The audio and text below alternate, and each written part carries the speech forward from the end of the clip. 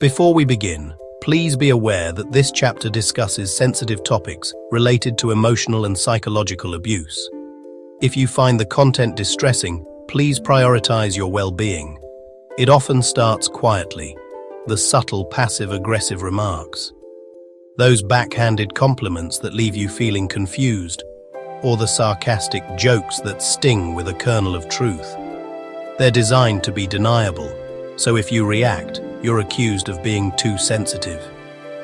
Then there are the week-long silent treatments, a heavy, oppressive quiet that fills every room, making you feel invisible and desperate to break the tension, often by apologizing for something you didn't do.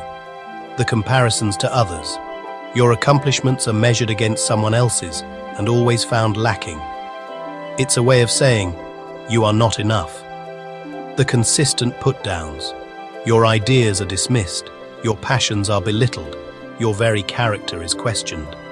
The devaluing comments. These chip away at your worth, making you feel small and insignificant. And the guilt trips.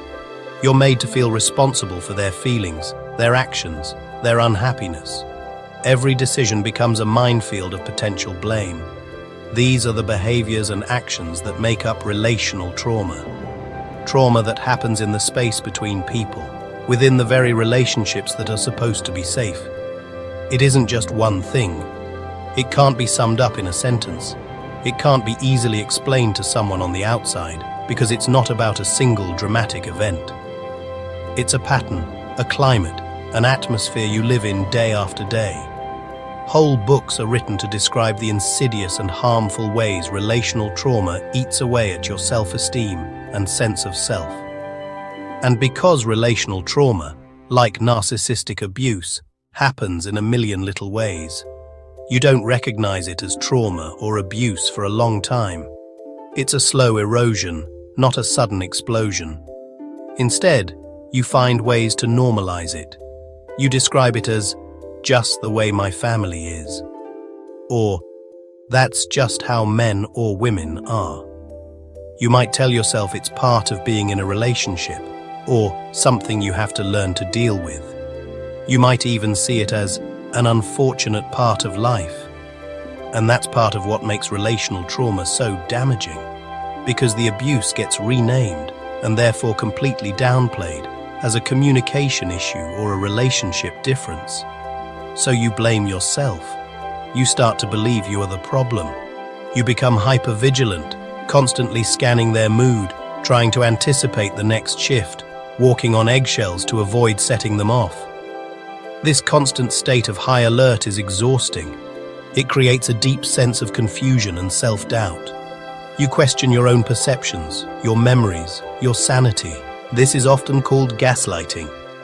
Over time, this can lead to a profound sense of isolation, even when you're surrounded by people.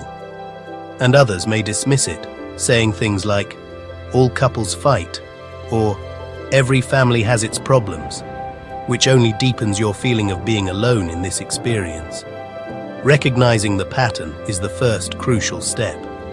It's not about one bad day or a single argument. It's about a recurring cycle of behavior that leaves you feeling diminished, anxious, and controlled. A key red flag is a consistent lack of empathy for your feelings, coupled with a refusal to take responsibility for their own actions. It's important to distinguish this from healthy conflict. In healthy relationships, disagreements happen, but they are resolved with mutual respect, compromise, and a desire to understand each other. Conflict is about solving a problem. Abuse is about power and control. Healthy conflict builds intimacy.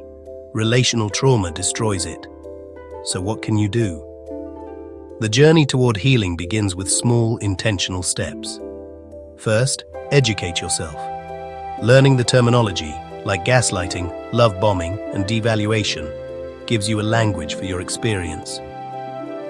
Second, begin to set small boundaries. This might be as simple as saying, I'm not willing to discuss this when you're yelling and walking away.